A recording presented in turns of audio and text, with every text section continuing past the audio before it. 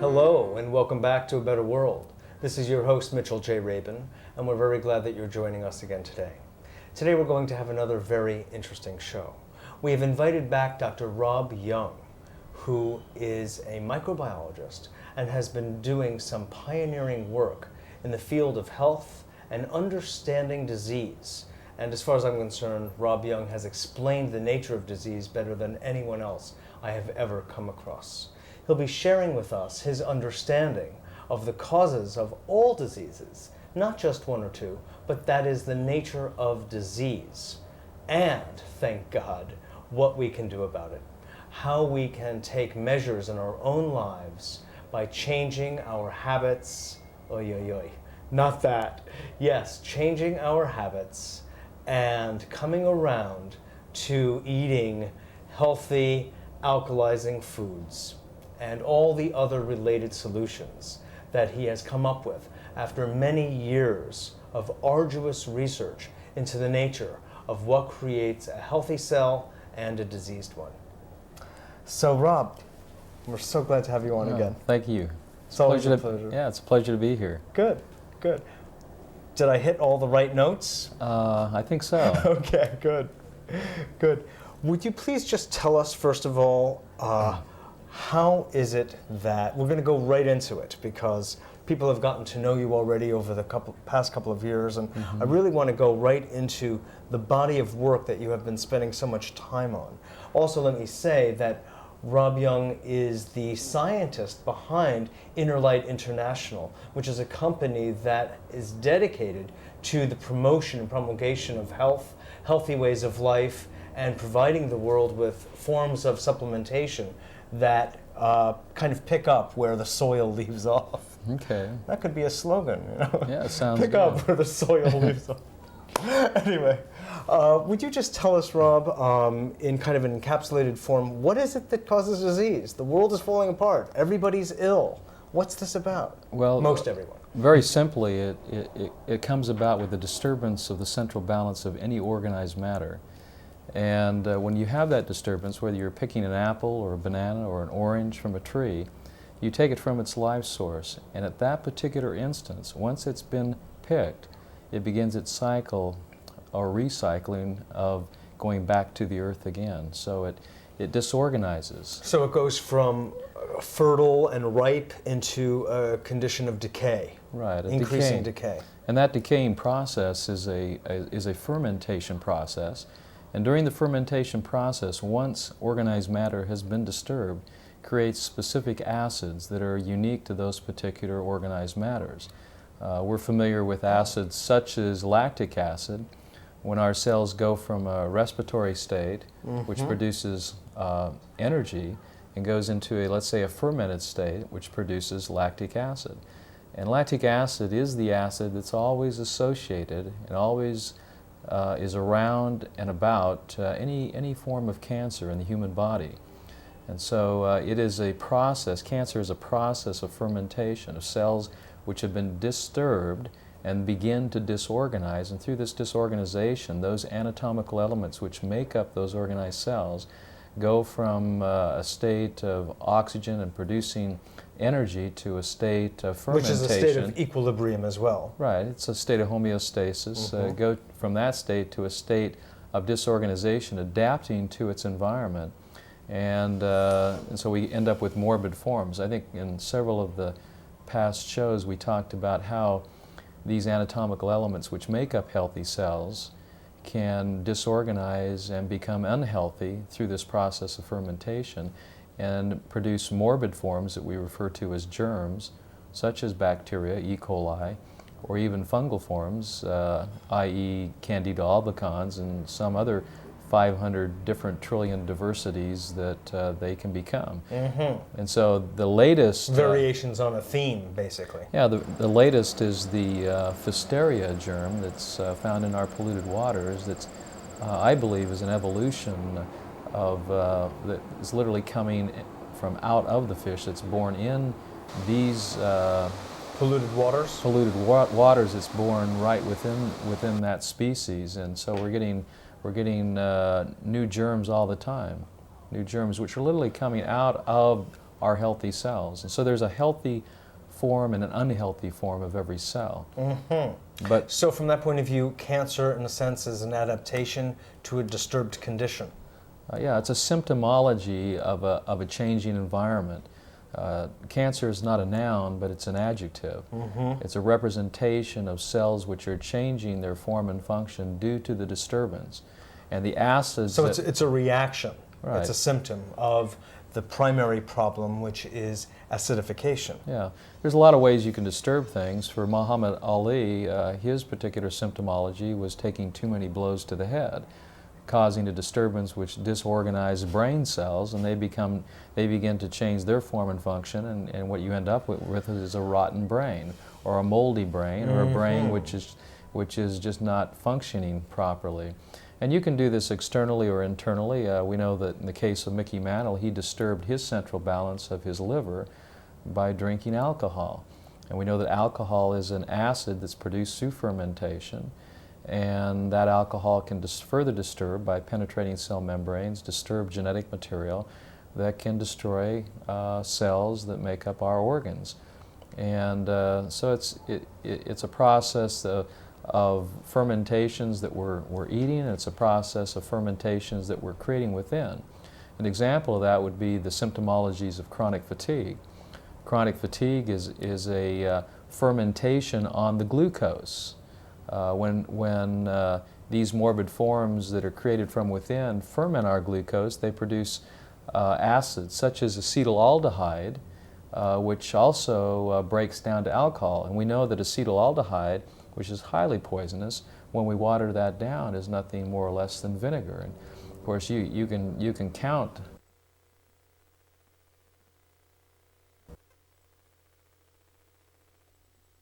our food stuff. That's just another toxin that we ingest that's also created within the human body as well.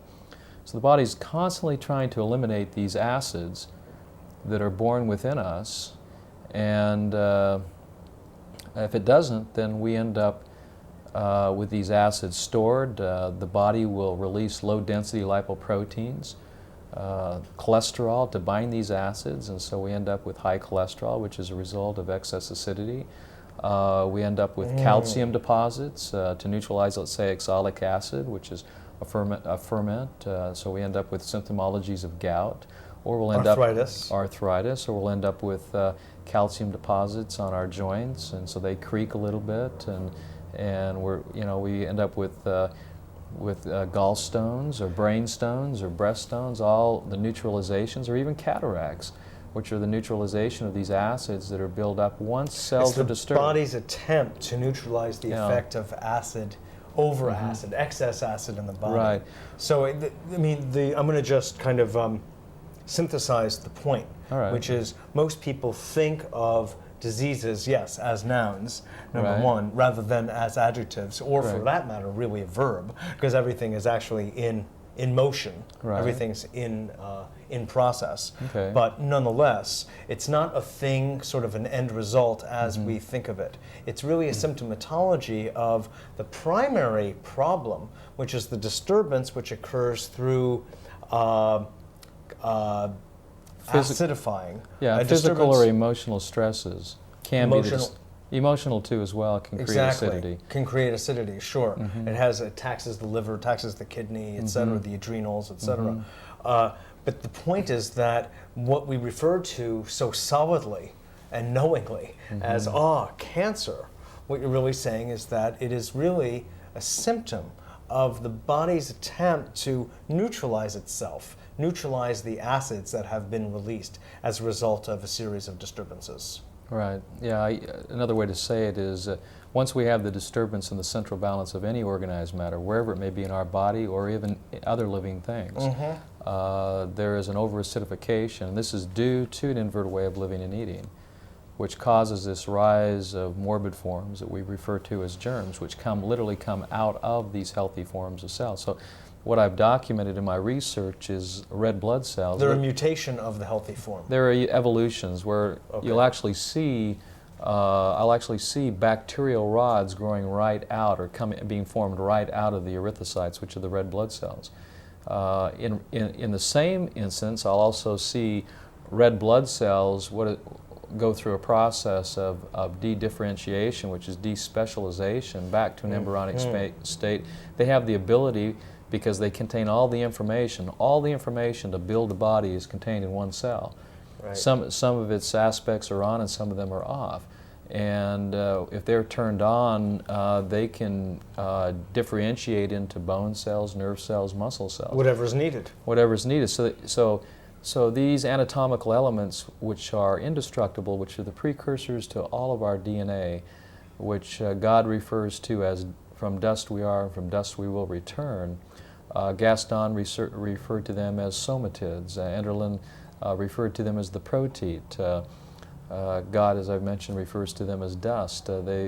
We are the earth, and we return to the earth, and these elements are literally indestructible. And so I think in terms of life and death, I think in different terms, that when we're looking at life, we're looking at organization, and when we're looking at death, we're looking at disorganization. But there's still life there. Even in the cremated body, we can see these anatomical elements, sparkling, glittering, moving. They're disorganized, but there's still life there. And with that, of course, is the mineral constituents. But other words for that that people are familiar with are integration and disintegration. You've got a form, and it's an integrated whole. Right. And with the onset of decay or fermentation, you will get disintegration. Another perfect example of that would be spinach. There's this misconception that spinach contains oxalic acid, and that is not the case. Oxalic acid is only created once the spinach has been disturbed, the cells. But if you pick fresh spinach, you cannot find a trace of oxalic acid. It's only when the spinach starts breaking down and those cells that make up that organized matter start changing their form and function and go through this disorganization or disintegration process that the acids start bringing it back to dust. And so, you know, if you cook the spinach, then of course you're going to disturb it even further.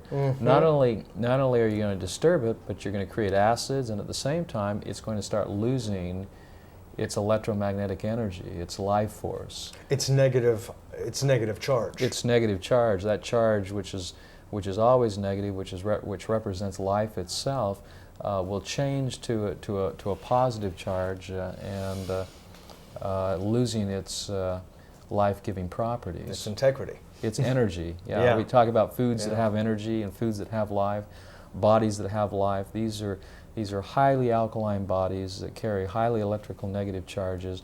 There's subtle energies, yes. And once we have disturbance, then we have disorganization, then we have the acids, which are positively charged, and we end up going through what is known as in biology as the carbon cycle. So. Now you referred before to lactic acid, Rob. Now, athletes know, and others who exercise know, that lactic acid is a result, is it not, of the normal body's movement and use. So lactic acid is a natural byproduct, is it not? Lactic acid muscular use. Lactic acid is the creation of the process of the body trying to produce energy in the presence of oxygen, which it does very well as it burns glucose or fats to produce ATP energy. Right. And when oxygen is depleted, even though both of these are fermentation process, the energy is produced through a fermentation process either in the presence of oxygen or in the absence of oxygen. When oxygen is depleted, then of course it goes into an excess fermentation state, producing an acid rather than an energy, an ATP energy. So lactic acid is a result of an athlete who has gone into oxygen deprivation, oxygen debt, into an anaerobic state, thereby going into a catabolic state. And it's catabolic because these acids which are produced once oxygen is deprived is thrown out because the blood has to maintain its integrity in an alkaline state at 7.365. It throws these acids into the tissues, and therefore the athlete feels feels the pain and aches and soreness of anaerobic or oxygen-deprived exercise. Oh, I see. That's why exercise can be detrimental to your health if it's done in excess. Of course, anything in excess, eating in excess, exercising in excess, sleeping. How about eating raw in excess? Anything in excess. I mean, when you talk about the ancients and those like the Hunses that have lived for many, many years and other civilizations that have had long lives, the one thing that they have had in common is the quality of their foods and the quantity has been minimal. Mm-hmm. The one thing they all have in common is they don't overeat. And overeating, here again, is an excess, which creates excess fermentation, which can and does create excess fermentation or acids that can poison our cells and make us sick and tired, which throws us into what I call the cycle of imbalance, which is the new paradigm through my research, which I've developed, a new paradigm for sickness and disease, which is represented in overacidification, infestation. So overacidification, due to these conditions that we've been talking about, the disturbances, infestation, which gives rise to these morbid forms. And I use the word morbid because there's intermediate stages and final stages. The intermediate stages are all the bacterial forms, and the final stages are all the yeast and fungi that develop. And so these morbid forms are born within us. We don't catch these. I'm not saying you can't, but I'm saying they do go airborne as well, but disease begins from within us. Based on the condition of the terrain. Based on the terrain, not from without. So that is the body. Yeah, so the biological terrain, if the body is in balance, there's no disease that can exist in the body. But this cycle of imbalance, which is acidification, infestation, and the destruction or disturbance of the cells, with each revolution, then we see symptomologies to a lesser or greater degree, depending on how we're abusing our bodies emotionally or physically. The common thinking person, it makes sense to them. It rings true because it is true. But in these cycles, I've got two cycles. The cycle of imbalance, which I've described, there is the opposite of that because there's opposition in all things. And the opposite of imbalance is balance. And it's not to treat any of these specific diseases or to cure them because this can be fatal. But to bring our body... It has often been. Many of us die from the treatment rather than the cause or I should say the symptomology. But if we can bring our bodies back into balance through how I've described in my books, particularly this new book which I have, Sick and Tired, Reclaim Your Inner Terrain. It should be released shortly, but I've described this cycle of balance of being the first phase of cleansing the inner organs, all the tissues, the blood, the intercellular fluids, and then to control and not to kill these morbid forms, because you can't kill that which has not been created nor can be destroyed. It's always existed. All it does is it changes its form or function. Antibiotics, you say, well, I take antibiotics, that will kill this bacteria. This is not true. All they do is duck out of the way. They just change their form and function. They adapt, and so what we read in the newspaper is the overuse or the abuse of antibiotics and the rise of these so-called superbugs. And there's no such thing happening. All that's happening is these forms are either evolving or de-evolving based upon their environment conducive. And so the cycle of balance... Just like Beauchamp said at the turn of the century, before that. Well, yeah, the germ is nothing, the terrain is everything. That's right. And let it be known that the person who began the entire germ theory way back when, Louis Pasteur, took it back. But the pharmaceutical industry didn't listen because there wasn't the same kind of profit involved in not looking for the germ and in coming up with solutions to the germ, meaning another drug for any germ that's out there. He took his words back and nobody listened. Yeah, so well, some did. Yeah, and so I've developed a new paradigm for health in this cycle of balance. Rather than treating, rather than drugging, the process You support the terrain. You support the terrain. You take it out of an acid state. You neutralize the acids. You control the acids. You control these acids, which are referred to as mycotoxins, exotoxins, and endotoxins, and you neutralize them. You change the environment. It's kind of like if you have garbage and you take it out and put it in the garbage can, you see, the way to get the flies from surrounding the garbage is you get the garbage man to take the garbage away, and then the flies go away. So if you have garbage in your inner environment, inside your body, you're going to attract flies. You're going to attract morbid forms. You're going to attract parasites. When you change the environment, then these morbid forms change their form and function. They literally pack their bags and they leave. So the second stage of this cycle of balance is control. The third stage is to construct new and healthy cells. And in constructing new and healthy cells, you have to give the body what it needs. And what it needs are live foods. What it needs are green foods. And chlorophyll-based. Chlorophyll-based foods. Oxygen-based. Oxygen-based, live foods. Foods that are not cooked, not processed. Foods that contain a high electrical negative charge, that bring energy and life, subtle energies to the body, that have all the amino acids, that have the vitamin and mineral contents, that have the chlorophyll. And you can find those in all the grasses. The wheatgrass, the barley grass, the oat grass, the straw grass, the dog grass. Sounds like a song. You know, from Utah. Anyway, from Utah, I can make a song about the grass. But grass will bring life. I think we talked about this in one of our past shows. The word for grass in Hebrew, if I hopefully pronounce this correctly, is Dalet Shem Aleph, and loosely translated, that means those are the letters. Yeah. That which will bring you eternal life. And so there's life there. That's right. That's right. But the cycle of balance is the new paradigm which I've developed for teaching and helping people how to empowering people to take charge of their lives, as not only their physically, inner environment, emotionally take charge of that, so they can enjoy a higher quality and quantity of life. Sure. Sure, absolutely. Why don't you tell us in the remaining minutes, since you brought us into the Hebrew, would you just tell us the story of Daniel?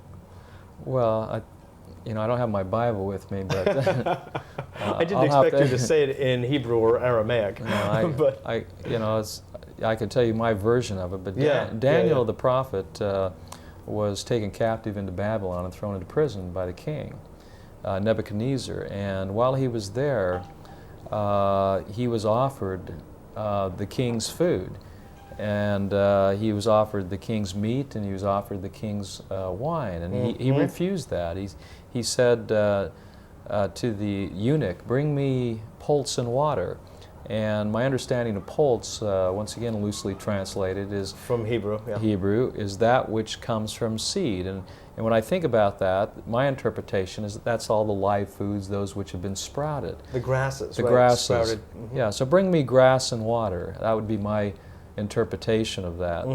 And the eunuch was very fearful to do that, because he felt like if he offered grass and water to Daniel, he would be weak and unable to fight. I think they were throwing him in the lion's den and fighting the lions. But anyway, he was really fearful that he'd lose his own life.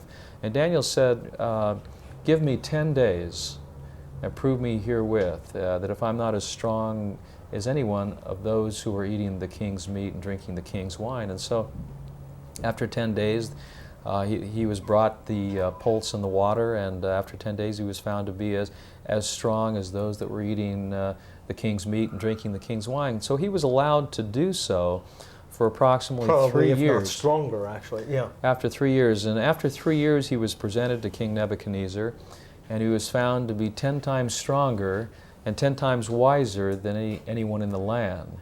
Now that's a nice story, but for those on the spiritual or philosophical level, we say, yes, we believe in the Bible. I believe in that, that that makes sense to me. I can see why that can be. We look at the strongest animals in the world, and what do they eat? They eat grass, leaves, roots, seeds, it's interesting that biologically, all of these foods are very high in all the amino acids. In fact, wheatgrass happens, 1 ounce of wheatgrass happens to be equal to a 12-ounce steak as far as its amino acid profile. And so there's no doubt in my mind, if you want to build strong, healthy bodies, that Daniel's diet and pulse and water and the cycle of balance biologically is the zone.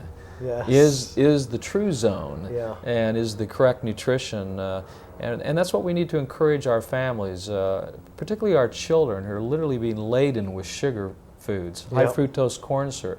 We're killing our children. ADD, attention deficit disorders, and hypertensions, hyper disorders are on the rise because of all the sugar that's in our diets. And of course, as I've mentioned before, sugar is the first ingredient that ferments, that produces acids that give us all these aches and pains and disorders, neurological toxins, we can call them, and they're literally making us all go crazy. That's right. Driving the world mad. Driving the world mad. So I truly believe in what I'm teaching, and a lot more of this information, as I've discussed, is contained in my books and in my tapes and are available, but it's exciting to be able to offer this message to the world. God bless you for doing so. We greatly appreciate it. We really do. Let's show your book, the one that's available now. One sickness, one disease, one treatment. And it's all within your grasp. Actions that you can take yourself without the need for doctors or professionals of any sort.